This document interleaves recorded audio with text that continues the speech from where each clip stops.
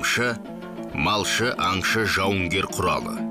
Сақ дәуірінде 3 затты иемденген адам патша болады. Олар қылыш, тостаған, қамшы. Қылыш мықты жауынгер болу керек. Тостаған дінді жақсы меңгеру керек.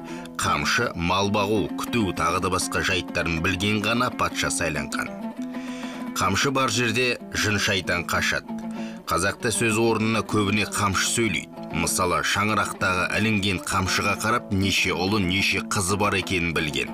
Қамшы салбыра білінсе, ол үйдің ері жоқ екенін білдіреді. Қамшы ірінгенде қайырлы білінеді.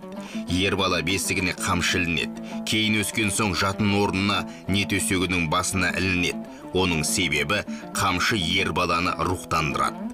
Қыз баланың қамшысы әдемі тастармен көмкеріледі. Қамшыны сыйға тартса, бұл үлкен құрмет болып есептеледі. Қамшы ол жауынгерлік қару болып есептеледі. Құда түскенде атасы қамшысын үйдің төріне іліп кетеді. Болашақ келін атасының қамшысын көріп, өзін дайындайды. Үйге кірген адам қамшысыз кіреді, ал қамшымен кірсе, ол дауға айналады. Ер адам қамшысын салбыратып келсе, ол дау жанжалдың болатыны.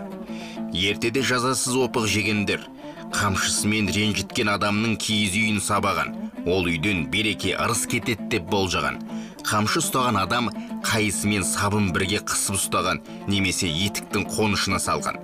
Қамшыдан таяқ жеген тәубеге келеді, жыны басылады, қамшы дәмін ешқашан ұмытпайды. Жеті жарғы заңында мәселесін шешу үшін таңдаған биге алдына қамшы тастаса, сол би оның мәселесін шешкен. Келісімшарт жасайтын кезде де қамшыны ортаға тастаған. Қамшы сөзі қамдану, қамал мағынасында негізі.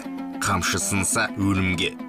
Мысалы, Шоқа мен әкесі Уәлихан кезіккенде әкесі бәрін таста, сұлтандыққа сайланасың дегенде, Шоқан ғылым жолын таңдап әкесіне келісім бермеген.